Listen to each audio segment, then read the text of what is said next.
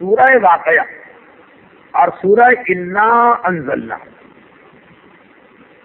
سورہ انا انزلنا کس حوالے سے کہ آدمی جب کبھی بھی اپنے روزگار پر جائے تو گھر سے نکلتے وقت سورہ انا انزلنا پڑے، اور جب واپس آئے روزگار کسی اور کام سے نہیں تو گھر میں داخل ہوتے وقت، اور ہر نماز عشاء کے بعد سورہ واقعہ کی تلاوت.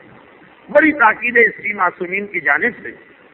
بلکہ آپ کو یاد ہوگا کہ جب اسلامی حکمرانوں میں سے ایک نے، جن کے بارے میں مودودی نے خلافت و ملوکیت میں بھی لکھا، عبداللہ ابن مسعود کو، جو پیغمبر کے بہت پرانے صحابی تھے، اپنی حکومت سے اختلاف کی بنیاد پر اتنا زد و خوب کروایا کہ ان کے جسم کی ہڈیاں ٹوٹ گئی اور ان کے مرنے کے آثار نمودار ہوئے. یہ وہی شخصیت ہیں کہ جنہوں نے حضرت ابو ذر غفاری کو بھی جلا وطن کیا تھا. عبداللہ ابن مسعود کی اسی جرم کے اندر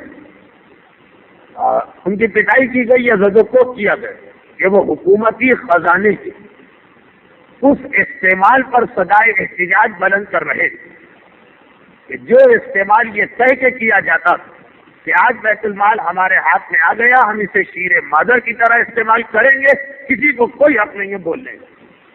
اب یہ تاریخ کی بہت نازک حقیقتیں ہیں، آج کے دور وضاحت کے ساتھ بیان کرنا بھی ممکن نہیں، اور بچوں کے سامنے تاریخ نہ پہنچے یہ بھی اچھا نہیں. تو عبداللہ ابن مسعود جب مرنے کے قریب ہوئے، زخمی حالت میں ان کو مسجد النبوی سے اٹھا کے لایا گیا. تو یہ واقعہ ہے کہ وہ پہنچے پھر مزاج پرسی کے لیے وہی صاحب، جو کچھ ہوا اس پر اظہار معذرت تھی.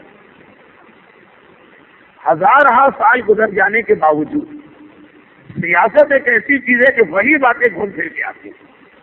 بیت المال کا غلط استعمال ہوا، احتجاج کرنے والے کو پٹوایا گیا. اس کے بعد سربراہ مملکت تشریف لاتے ہیں، معذرت کرتے ہیں کہ چھوٹے لوگوں نے غلطی کر لی، ان کو سزا دی جائے گی. ہم آئے اور کیا کمپنسیشن ہم دے دیں کہ آپ ہمیں معاف کر دیں گے. عبداللہ ابن مسعود وہ پورا ڈائلاگ نقل کرنے کا نہ وقت ہے نہ ضرورت، ہر طرح سے ان کی پیشکش کو رد کیا. تو آخر میں انہوں نے کہا کہ آپ کی طبیعت بہت خراب لگ رہی ہے، اور ظاہری اعتبار سے یہ خطرہ ہے کہ کہیں ایسا نہ ہو کہ آپ اپنی بیٹیوں کی شادی کیے بغیر دنیا سے چلے جائیں. ان کی بیٹیاں بہت تھیں، اب سب غیر شادی شدہ. تو یہی سوچ لیجئے کہ آپ کے بعد ان کا کیا گزرے گا. تو عبداللہ ابن مسعود کا جواب اس وقت یہی تھا کہ مجھے اس مسئلے میں کوئی فکر نہیں، اس لیے کہ میری بیٹیاں روزانہ عشاء کی نماز کے بعد سورہ واقعہ پڑھتی.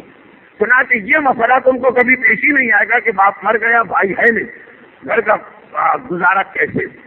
اور یہ جواب سننے کے بعد سے وہ سارے معاوضہ دینے اور کمپنسیشن اور ازالہ اور تاوان اور کفارہ اور دیت کی سب بات ختم ہو گئی.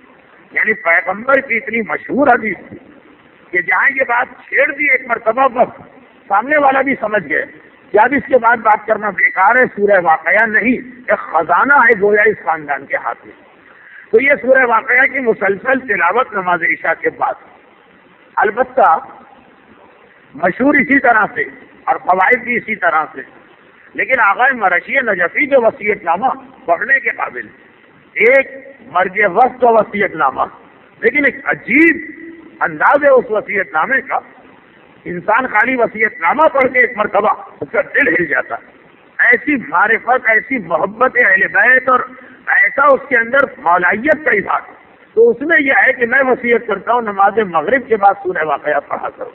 ذرا سی ایک ٹیکنیکل بات میں نے کر دی جس کا خلاصہ یہ نکلا کہ دونوں طریقے سے اجازت.